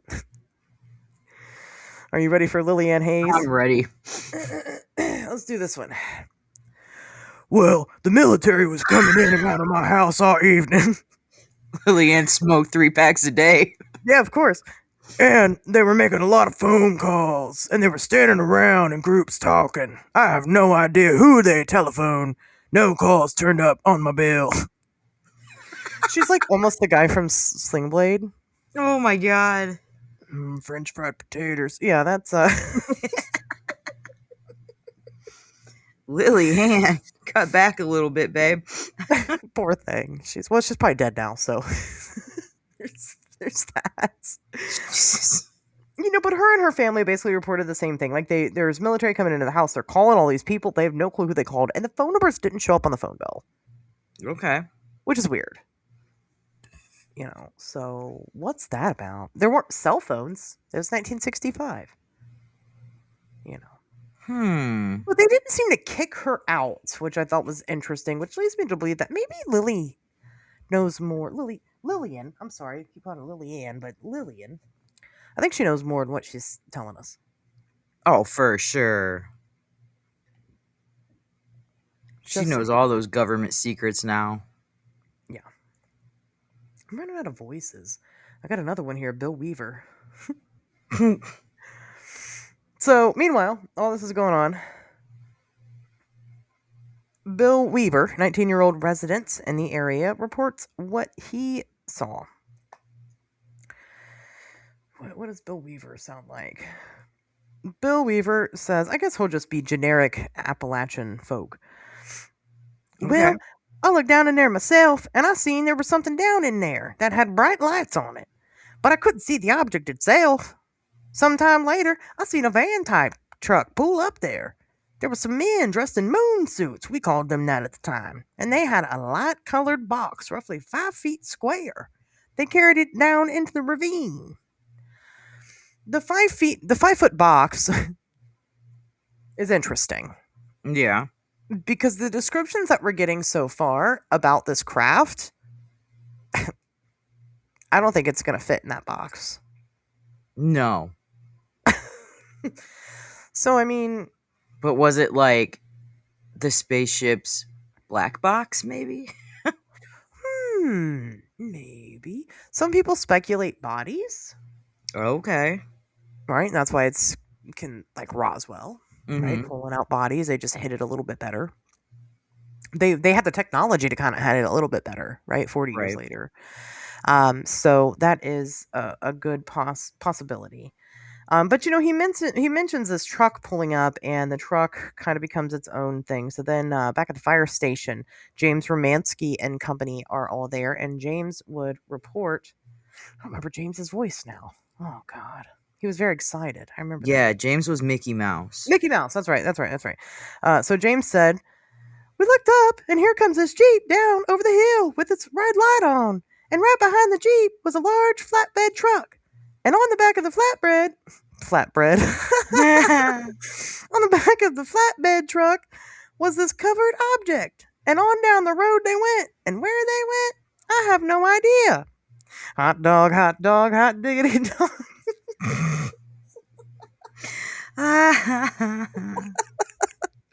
Only parents are gonna get that reference. This one's for the parents. But that's, and a lot of people said this. A lot of people, not just James, not just the other firefighters, residents, tons of residents. This is what they said they saw. They saw a flatbed truck with a conical object that was covered by a tarp being carried out of the area. Now, I don't know about you, but that's not nothing. No. I'm just saying. So, Here's the issue with some of these reports. And again, that's the last one that I had to read off. Unfortunately, I ran out of voices, so I had to stop it there. But you know, again, this is not just these guys. There's so many more. There's all of Lillian's family, the rest of her family, and all the different residents that were there, the people that called it in, all the people that saw it throughout the whole states until it crash landed, and then the people that saw it traveling back up. And what they say is that it was traveled back up to Wright-Patterson Air Force Base. As a matter of fact, there's a couple of people that have come forward claiming that this was taken to Wright-Patterson. Oh, wow. Which is where the Roswell debris was also taken to. And again, we just talked about Wright-Patterson's involvement and all that. The space You need pancake. to do just a whole episode on Wright-Patterson. I have before. I'd be happy to do another one, though. There's a lot. But the space pancakes from Wisconsin, the space pancake story? Space pancakes? Oh my God. We're a farmer in Wisconsin. Aliens landed, Joe Simonton. They landed down at his house. They asked him for some water. He gives them the water, and in return, they kind of take him. They don't really take him on the ship. They just kind of open up the door, and aliens making pancakes, and they give him some. That's cool. And he ate one, and he said it was really terrible. But then he turned the others over, reported it, and they actually ended up at Wright-Patterson. And not just that, Wright-Patterson actually had them on display in an exhibit for years.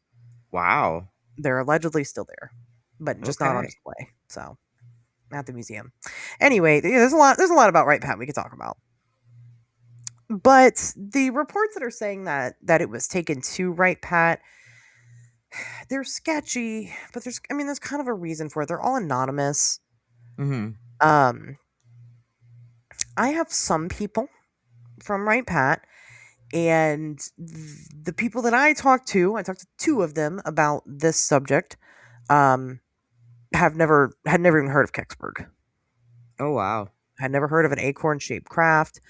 And one of them is pretty important. But notice that I'm talking about it super vague. I hate to talk about it because you can't name anybody. Right. And it just sounds like you're making shit up. Right.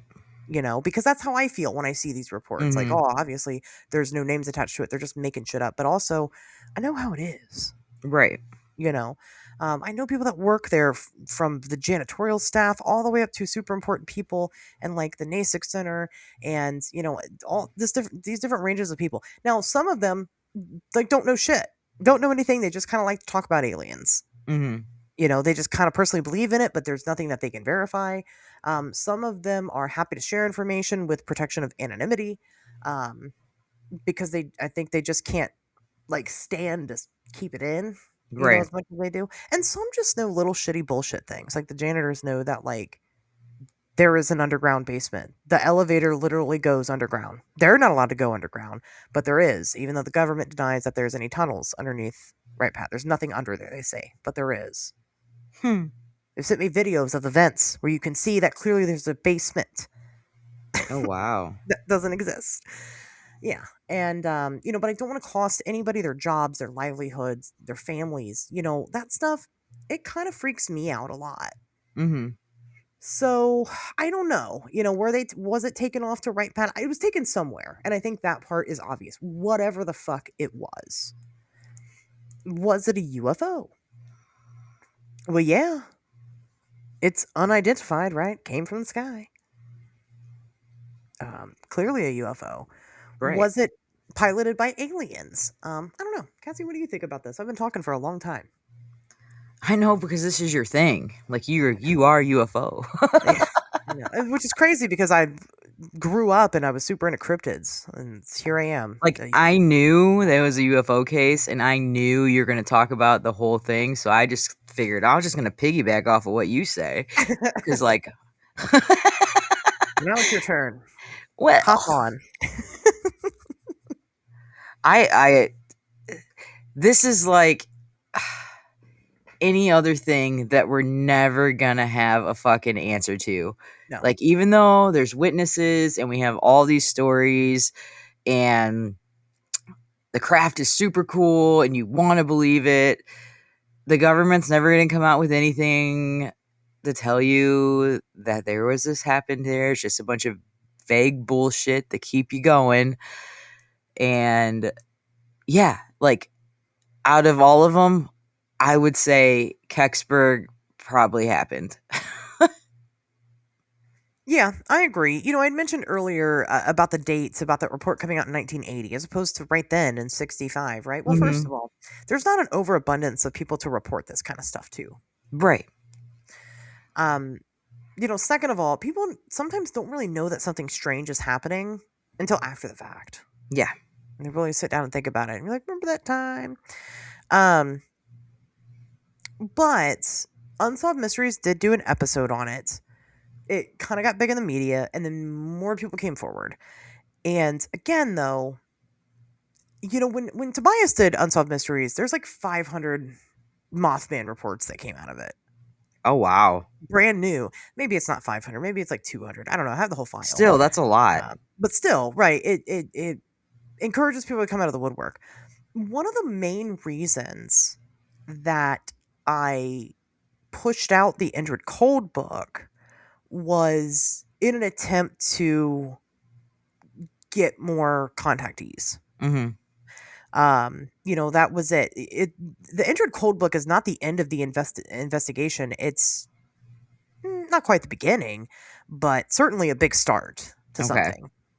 And that was something that I try to make clear in the book itself. That's why it's like 50 pages long. Because to me, I believe there's still a lot more to this story. Mm-hmm. It's not done yet. But when you put stuff out there for people, people come forward. Yeah. People come forward. They finally, again, feel like they have a place. This is my spot. This is where I can report things to. But people also take advantage. Well, yeah, but that's like with everything. With everything, right. They lie and they make stuff up. And so, a lot of these reports that have come out with Kecksburg are definitely after the fact. Now, the media did report, and what they reported was that there was a fireball in the sky. The military showed up, and they determined that it was nothing. And that's why I read that first. That's the official report on this. Mm-hmm. But the story has been something that has unfolded over many years and will probably continue to unfold as, people die and maybe they feel more comfortable talking about things, especially if the military was involved, Oh, yeah. Some of those people could very well still be alive, James Mays himself, he just died 2 years ago, So, I think that there's still yet to come here with this, but I agree with you. I think that ultimately we're never going to have like a definitive answer unless the government did pack up the acorn and take it to a facility, and we do get that in one of these UFO disclosure documents. Yeah, but are they really going to give us that big of a piece of information? I don't think so. Right. I don't think so, because I think that probably I think maybe they do grab up these objects, and then I think that they still don't know what the fuck they are or what they do or how they work. Mm-hmm. And releasing we don't know, I feel, is more dangerous than anything. And so I feel like it's just going to probably stay hidden until we do know. And then some idiot in one of these newer generations to come is going to think it's a cool prop that they came along, and it's going to be used as an actual fucking bell somewhere, and then the history is going to be gone. That'd be really hilarious, actually. Like 2,000 years from now, like right. Somebody discovers this bell, and they're like, "Oh yeah, they used to worship this bell." And then it starts like ringing and go like they don't know, but it's actually like signaling to the aliens, and then they get like attacked. Oh, it'd be so cool. Like a wacky group of teenagers. Yeah. Are like the ones that have to deal with it. Yeah. That'd be pretty movie. Sweet. Right. I claim the movie rights to this idea. Good. Your check will be in the mail 2,000 years from now. I think that there's something happened. Something crashed from the sky. Yes. And maybe it was just a really sick meteor that looked like a bell. But if that was the case, they would have just said it's a meteor. Yeah, but would we have believed them then too? Yeah, but they could have been like, they try to pull this weather balloon shit all the time, and you know damn well it's not a weather balloon. They would have been like, oh shit, it's this cool, it's a sweet meteor. It would become a tourist place. Oh, they did make a movie on there. It's called Joe Dirt. I love Joe Dirt so much. Carrying around his meteor, eating French fries with it. That's a big block of poopy. Yeah. The good stuff. This is the good stuff. I love Joe Dirt. I was telling somebody recently, I was like, people think I'm fancy and I can't like make it, right? I can't go in the woods with a bunch of makeup on. That'd be too much. But listen, y'all, I grew up white trash. Mm-hmm. Like I am white trash at heart. And don't you ever forget it. So anyway, yeah, I think that people definitely, like I said, if it was a meteor, I think that they would set it up as a tourist attraction. They would, let people come up and touch it and see it. And I don't think it would be a big deal. You wouldn't load it up on a truck mysteriously and load it out somewhere and say, oh, it's nothing. No. I think people saw something. And if it was as big as they say it was, which isn't massive or anything, but, it's certainly the size of a car. If you have that thing that crashed from fucking space, directly from space, that impact would have destroyed that town. Yeah. Like, it would have leveled the fucking trees in the Yeah. area and stuff. So we've it had to seen be going at a slow speed. a controlled stop. Mm-hmm. Was it crashing? Probably. But was somebody behind the wheel controlling a little bit? It sounds like to me it almost had to have been. Right. Okay, that makes sense. Unless it was an object that burned up in the atmosphere. But it didn't burn up in the atmosphere because several fucking people saw it. Yeah. And it was giving off some weird light. See, this is the only part that I hate about this shit, because you're never going to have an answer. Yeah. Well, you have to kind of conclude it with yourself. Right. But then there's always going to be, you got to keep it to yourself unless you want to argue with fucking everybody that wants to argue it with you. Well, I'm not, because I have a whole podcast and I tell people what the fuck I think on it. Exactly. But one of our friends told me that when they went to Kecksburg for the festival to have a booth with their art, he said the amount of people that took this so seriously and came up and looked through all my paintings and was like, yeah, this is what it looked like. This is what the one I saw. He's like, you can't even joke with these people. What? Yeah. You know who I'm talking about. I'm not going to name it because I don't want people like going to his booth this year and being like, well, what the fuck, man? If they listen. Yeah. Sure. Criticizing. I do know who you're talking about, though. Yeah. But interesting. I don't know if, I kind of like, though, that they're taking it seriously. Mm-hmm. But, it's, you can't take it too seriously sometimes. You can't take anything too seriously sometimes. Most of the time. You can have the fun and the serious. You can have both. It can exist in both when it comes to the unexplained because, well, it's unexplained. Nobody knows the answers. Right. I'm going to say that it was a giant butt plug. Giant space butt plug. That's the best one ever. Yeah. For like a giant kaiju planet or something. Oh, okay. Or do you know Attack on Titan? Like the I've Titans? heard of it, but I don't know what it is. I've never watched it, but it's like giant naked humans that run crazy. I don't know. Okay. That's what I know about it. Awesome. There's a bunch One of of their giant butt naked humans. plugs. They're like gods. Yeah, it's one of their butt plugs. That would be a godlike butt plug. And just the writing on it is like the instructions. Zeus just threw it down from Olympus himself. Right. Done with this Getting one. a new one. It's too small. Need something bigger. Hades, you take it. And he's like, I don't want that shit. Give it to the humans. Ours are at least double the size down here, Zeus. Yeah, we have no idea. It is butt plug shaped though. Yeah. For being honest. Yep. It's tapered for your pleasure and insertion. Mm-hmm. But don't try to put it up there. We're too small. It would hurt us. Yeah, just don't.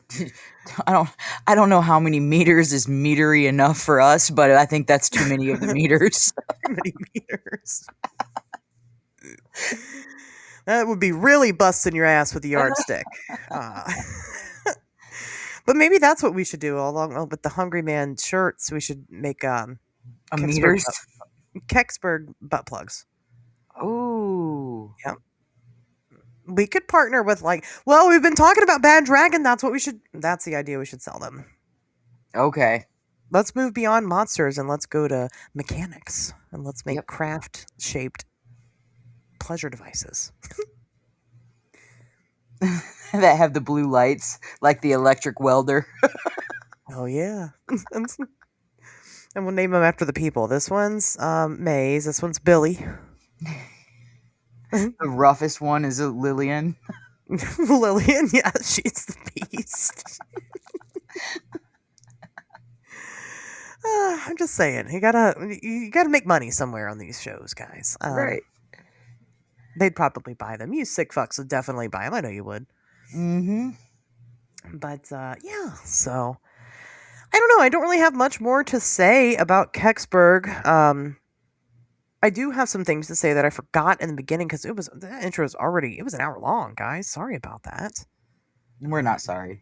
Not really. It was all good stuff and lots of news this week. So that was kind of. You guys I think wanted me to be here, and we're friends, so we're just gonna talk and bullshit as long as the fuck we want to. Yeah, that's true. Yeah, they did pick you, so yeah, they got to get over that. But some things I did miss, I do want to cover real quick. If you want to talk to me more about Kecksburg or UFOs, or if you want to come hear me talk about the Mothman, that's right. Again, he's emerging now. He's coming back. I'm bringing him back. You can do so at the the Dayton UFO Festival. I don't think it's called Fairborn. I think it's Dayton UFO Conference. July 11th. Happening at some hotel. I'll post the link in the description. I don't remember exactly what the hotel is, but it's in Fairborn, Ohio, right next to Wright State, right next to Wright Pat. It's not just me, it's other people that are actually a little intimidating to me because they're not. I mean, I'm funnier than they are, but they're a lot more serious than I am. They're the serious ones. They're the serious ones, yeah. So I think they throw me in to appeal to the I younger can't audience. wait to fucking next year when they beg you to come back again, and you go and you have fucking Kecksburg butt plugs on your table. That is the goal now. Yeah. There's a reason why they keep begging me to show up. I mean, right? They're waiting for them. Yeah, I think they want it. So that's fine. I will do that. But yeah, July 11th, like I said, link in the description. It's almost sold out. You guys got to get on it. It's going to be a pretty big deal. I wasn't confident in it, but it's going to be good. And again, I'm bringing back Mothman. You won't hear a better Mothman presentation than mine. I promise. And by sold out, she means you have to have a ticket to get into this one. Yeah, you have to have a ticket. Or if we're close and you weren't able to get a ticket, I'll sneak in. It's fine. She knows the janitor. Pat Wright. He's got secrets. Yes. Yeah, I'll hire the janitor to come and sneak you guys in. No big deal. And also, it was X Day. I forgot to mention X Day. X Day was July 5th. And as you guys know, a couple years ago, I joined a cult. It is the Church of the Subgenius. I wanted my eternal salvation, and instead of repenting and living a sin-free life and all that, instead I paid my $35 to J.R. Bob Dobbs, and for my own personal pleasure craft when the end of the world ultimately happens in July of 19. I think it's 19. $35 and you get your own pleasure craft. Yeah, your own pleasure craft and your eternal salvation. Wow. So I paid it. And the saucers were supposed to arrive on July 5th, but they did not, because we all know that it's not even the 90s yet, right? It's definitely not. This 2026 bullshit, that's not right. That's not the right year. We know it. They're coming. It's coming. And I definitely did not get scammed out of $35. Worth every penny. Yeah. So, all hail Bob Dobbs. Make sure that you indulge in your Slack. If you have no clue what I'm talking about, that's okay. We did a whole episode on it way back in the day. Church of the Subgenius. Mm-hmm. Check it out. It was Pat Man, O. the 90s are going to be freaking crazy. It's going to be awesome. I can't wait. I can't wait for the 90s. I get my pleasure craft, Eternal And Salvation. guess what? I don't even have to like get new clothes because they're all here. Like what I'm wearing now is gonna be cool in the 90s. Yeah, I remember them. Yeah. You're right. Your baggy pants and your button-up Yep. lesbian shirt. Yeah. I'm already ahead of the game. It's gonna be great. So make sure you celebrate. It's not $35 now. They did up the price. You know, inflation and all. I think it's like $40 now. I don't know how much it is now. I just know what I paid. And check that out. And again, how do you get your craft? I'll put the website also in the description. Okay. I'll tell you all about it. Church of the Subgenius. Check Man, it out. I gotta go back and listen to these episodes. I've listened to them all, but there's so many of them. Yeah, we had a reverend from the church come on and he explained it all to us. And I was sold. I was like, I need this in my life. Okay. So I joined. But yeah, check that out. Like, do you take Bitcoin in the 90s? They might. They might. We might not be there yet chronologically, but we'll figure it out. Right. But anyway, join the Patreon again, patreon.com/Wednesdays Talk. Check out our newest horror movie review. I'm just going to let you guys know right now, it's Longlegs. We talked about Longlegs. Yes, we did. Nicolas Cage. It was weird. We got into it. It was a good time. So check that out. We did Clown also already. Yes, And we've got... which one liked it and which one didn't like it. Yeah. I bet you can't tell. We haven't posted it yet. If you guys want to put this on like Facebook, who do you think liked it and who do you think didn't like it? Actually, can we put a survey up on our Facebook? Yeah. Let's put a survey up. See how can do good that. people know us. Even people that didn't join the Patreon, if you guys want to vote on it, you can. And we're gonna see how well you guys pay attention. Yeah, what you guys think? Who liked Longlegs and who didn't? It was divided. Mm-hmm. It was. So who do you think liked it and who do you think didn't? Check it out on our Facebook page and then when the episode comes out, you'll know or you won't. You have to join the Patreon to find the answer. We're not going to update you here. Right. So, sorry. If we're self-promoting ourselves, I got to self-promote this one. August 1st, the biggest show I have all year, every year, Halloween Lovers. It's freaking phenomenal. This place is packed. It's like $2 entry. It's at the Wellington Fairgrounds. It's the Haunted Garage Sale and Hearst Drive-In. They had to up the venue this year. It was at the Crusher Stadium last year. Now it's at the Wellington, Lorain County Fairgrounds in the new Expo Center, the indoor building. So everybody will be able to park. There won't be a 2.5 hour delay on the highway to pull in.